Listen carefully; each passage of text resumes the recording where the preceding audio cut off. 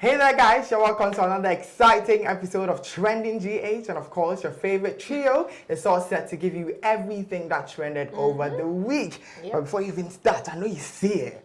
Right? You can't see it. You can't hear it. I want to say thank you to everybody who voted for us at the just ended National Communications Awards. We walked away with Best Online TV Channel of the Year. Who's doing it like us again? Come again? Nobody. We won 2 awards, but I keep that till we come back, so do not go anywhere. We'll be right back.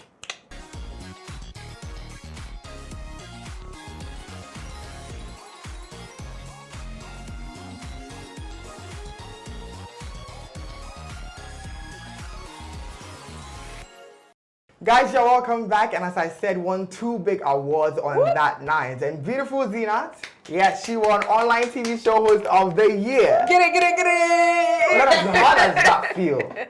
I mean, it's a great feeling. I personally have never ever thought about, awards growing up. Minji being put down. I know that soon. Did you see that red dress though? Oh! Guys, look at that photo. The hair. It's the hair and makeup for me. Oh my God. It's the hair and makeup. I mean, you have to show up and show off for your first ever award. And you did. You did it well. Yeah, winning award. How was your week? It was cheerful in spirit. Exactly. So guys, we are going to dive into our first story, and it's also another very great news. So High Life artist Bisa Keda, who for some time now has been referred to as funeral songs maker. Yes, Twitter has not been fair to Bisa, but it looks like public opinion is on the verge of change as he has just scored himself an international soundtrack for the Netflix original Jingle Jangle. Yes, it's a Christmas movie which stars heavyweights like Forrest Whitaker. But then on an interview on Daybreak with Andy Dusty, he mentioned that this is his redemption. He has been redeemed because Ghana for watching us watching. Do you think he's found redemption in this one? I mean, it wasn't like it was any original score. It was just a remix of your funeral song. Shame. What social media is saying is what we are reporting. Exactly. Thank you. So yes, it was just a remix of the song, but I mean, it's a great platform. It's a big win for Ghana. High Life music has always gone international. Right. So it's no surprise that they picked someone like Bisa Kede to, use his music for the sound score. But for him to say it has redeemed him, give us one hit song. Right. It's been a while since we had any funeral song at the funeral. Even the funeral people, they've missed you. So give us one big song. Then we'll say whether you have redeemed yourself. At this moment, say Bisa Kote Esro but some people on Twitter were happy and they were like, oh, funeral song, this is big for him. Let's give him his respect. Let's give him his flowers. Yeah. Isn't that so hypocritical of Ghanaians? You don't celebrate your artists till they get an international recognition. And all of a sudden, here are your flowers. I mean, I feel with our industry, we always don't see what people are doing unless they are recognized by other people, and that is wrong because people tend to compare Ghana musicians to Nigerian musicians, and we see Nigerian musicians on the top always because even the locals themselves, they always kind of like hype them and put them even when they are doing nothing extraordinary, they'll make it seem like they are doing everything out of the world. So I feel the more we put out and show out for our people, the more they'll be able to get recognition. We don't have to always wait for other people to give them that kind of like, the little bit of push, and then suddenly we are all like, hooray, international. But it's a good start, and I think, like Z said, I don't really feel it's going to redeem him from anything. It's his craft that took him there, so it's his craft that's going to sustain him. So he needs to bring out more that'll make him get more, international works or whatever. So he should tone down on the blowing of the horns. Let us blow for you. Thank you, Bisa. Exactly. Well, don't blow your horns, Bisa, but as I said, this is the first to many to come. Prove us that you are greater than the funeral artist that we think yourself to be. Twitter for the kind. Stop it. It's not good. We're going to move on to our next story, which is very interesting and got Twitter streets talking a lot. So on another High Life artist, Kwabena Kwabena. You know, listen, it's 2020 and who has time for toxic masculinity, right? I mean, Kwabena Kwabena is the new king of androgyny in Ghana. He has been spotted with bright painted nails, long earrings, very feminine poses, and we are asking, is this a rebranding? What is going on? Z, have you seen Kwabena Kwabena? When I wrote the story for Debra.com, my headline was Kwabena Kwabena has finally gotten in touch with his feminine side. So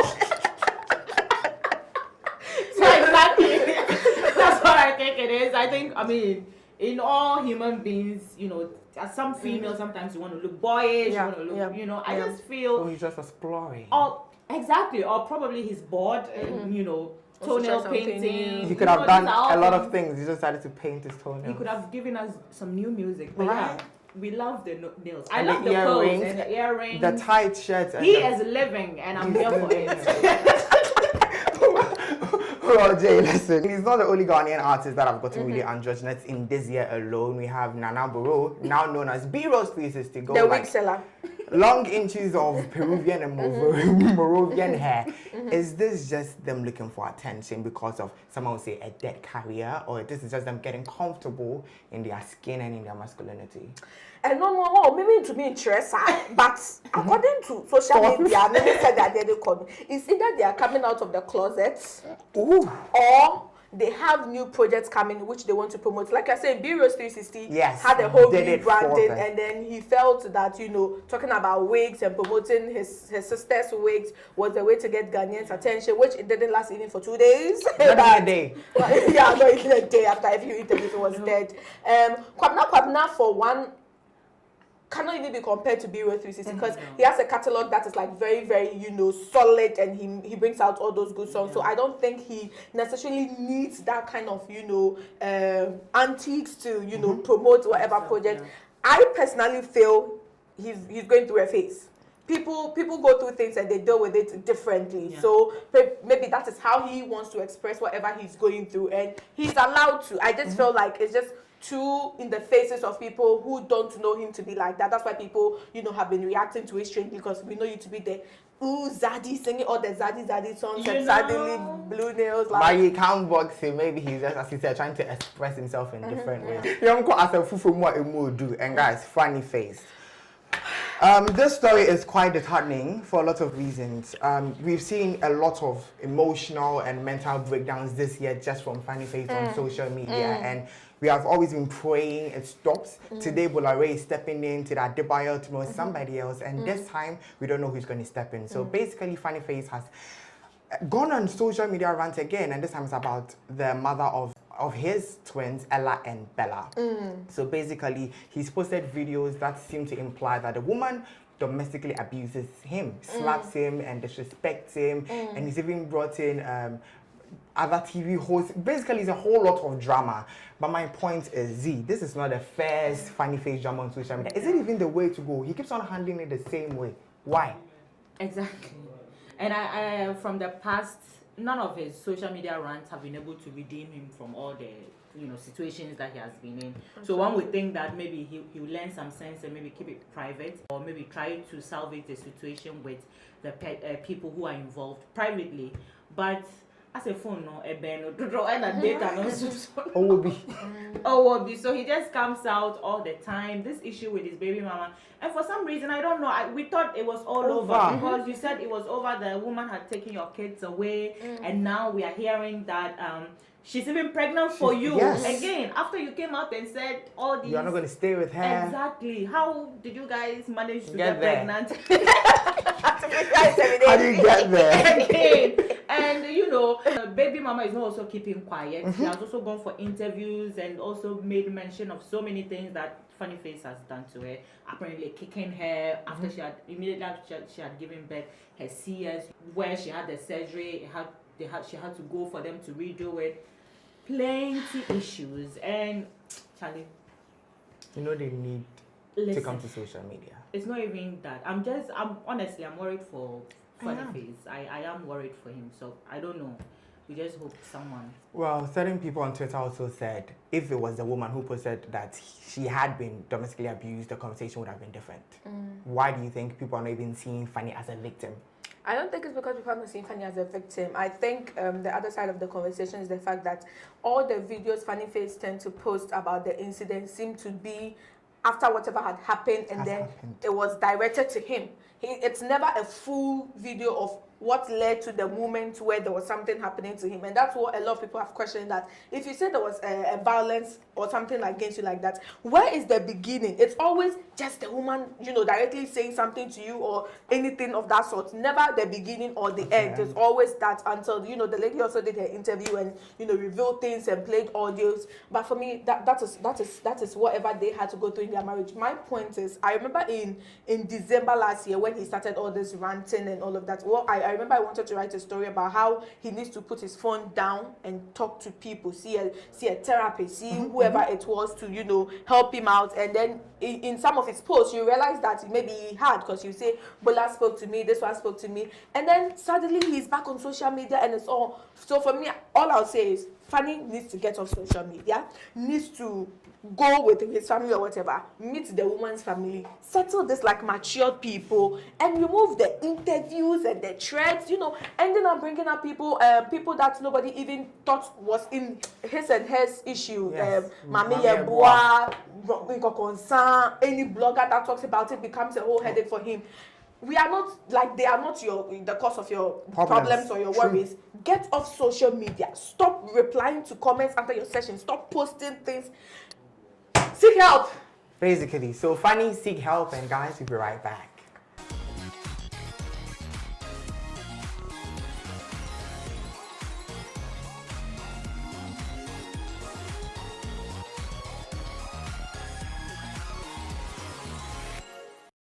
Hey guys, you're welcome back, and before we continue, do know that this show is proudly sponsored by Cheesy Pizza, just the way you love it. So walk into any branch of Cheesy Pizza and get yourself some delicious pizza.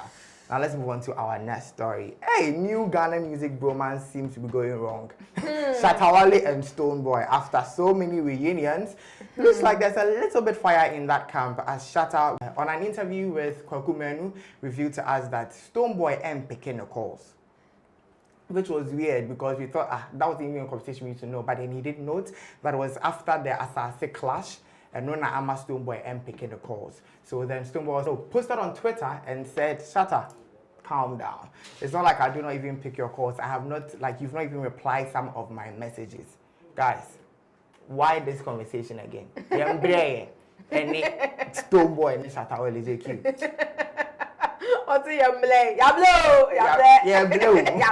Anyways, my point is, if you feel Stonebwoy is not picking your calls, there are so many means to reach Stonebwoy.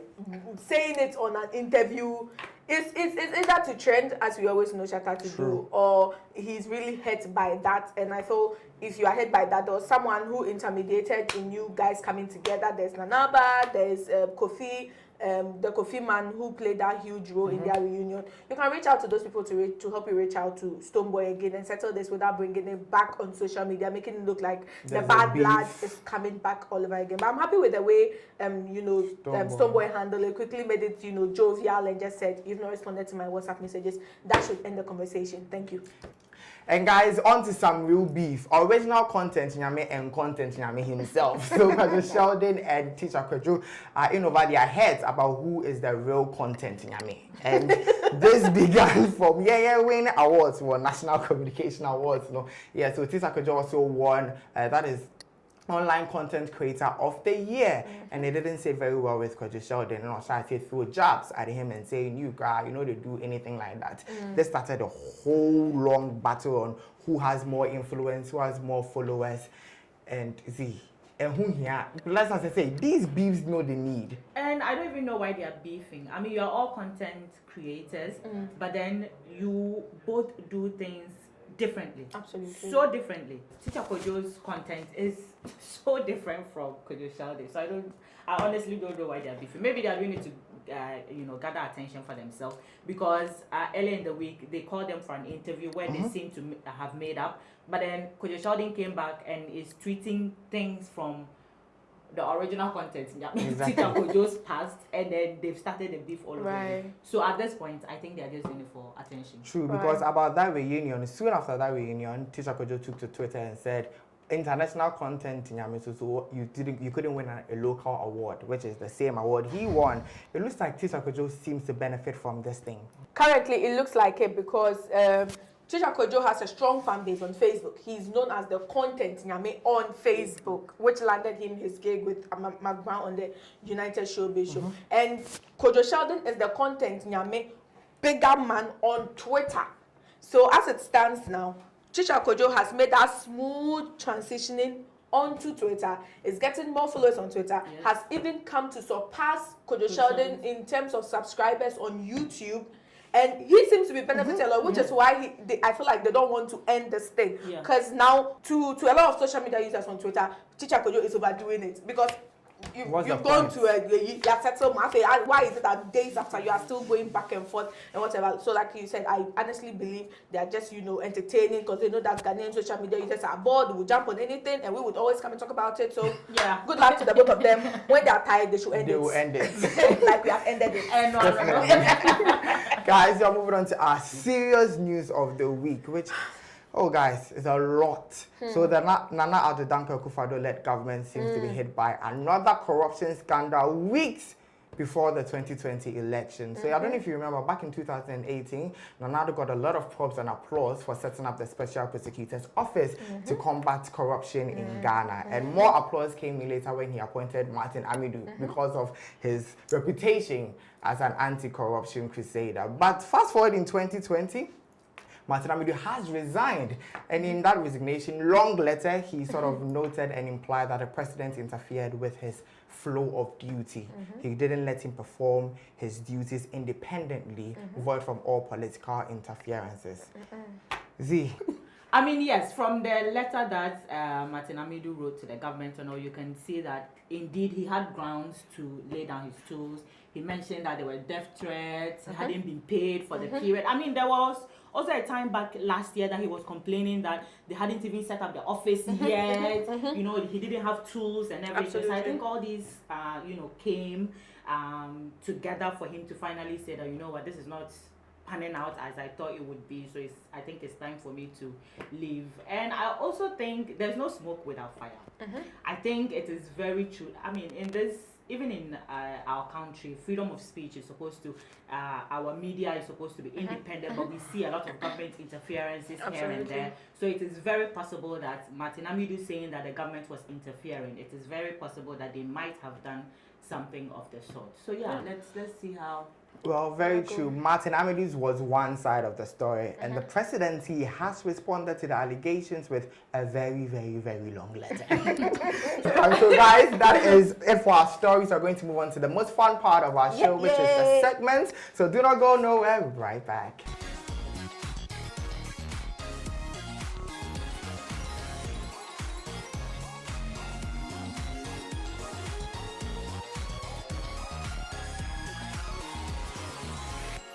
Hey guys, so it's time for our segments, and the first is Shade of the Week. And this week, Shade in the doors, so we have it in bundles for you. So on Twitter, in Sawen Michael Scofield, we're doing it for prison.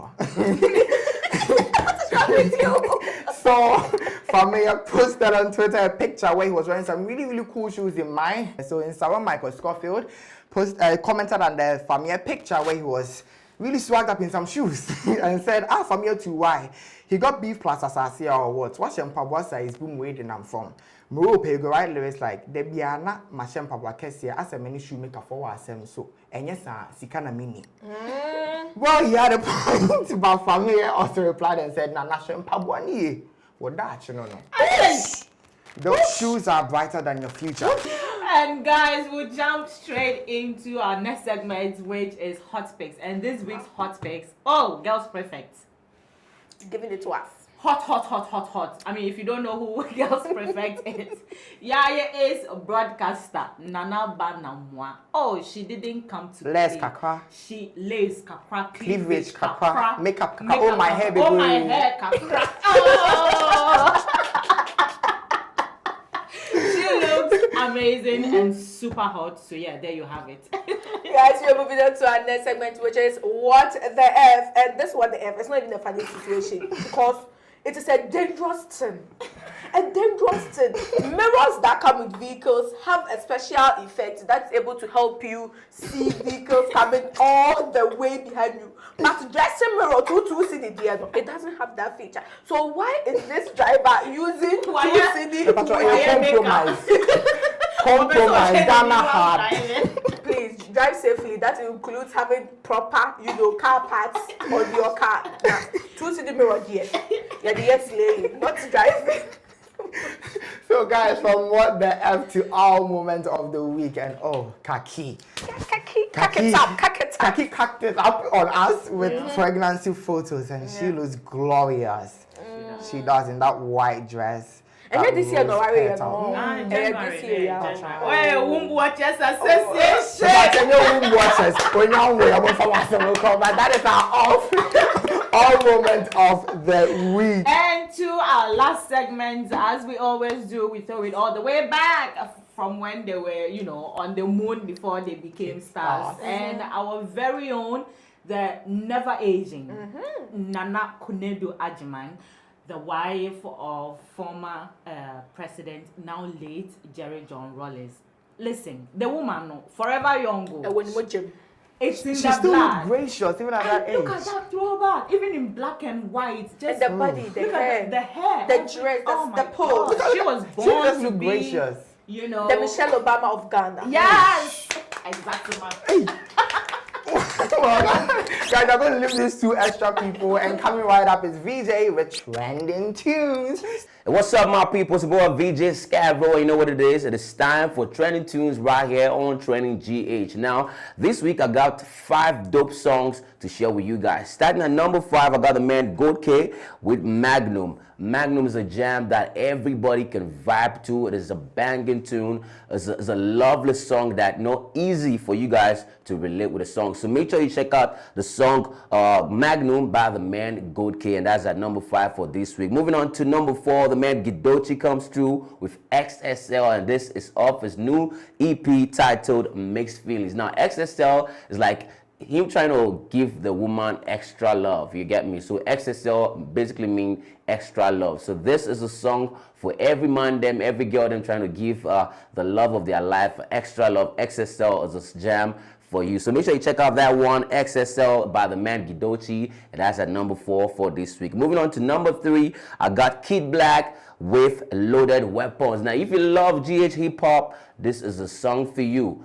Everybody jam into the best hip-hop tunes. This song got to be on your list. The man Kid Black comes through with Loaded Weapons, and this is at number 3 for this week. And moving on to number 2 song for this week, I got the man Daco Vibe featuring Vision DJ, and they call this one Chicken Swing. And this is off Daco Vibe's new EP that is The Cornerstone. It's a banging hip-hop tune as well. You know how Daco Vibe does it every time on a hip-hop beat. He mash it up when he gets the chance to do that. So this time around, he teams up with the man Vision DJ just to give you guys Chicken Swing, and I love the vibe. At number 1 for this week, 2 beautiful ladies, super talented ladies team up to give you guys a player, and this is by Sefa featuring the one and only Wendy Shea. This is a perfect collaboration by our standard, and I know you guys are gonna love it. So these are the songs of this week to check out. Make sure you make a date with me same time next week for the best in music right here. Don't touch it.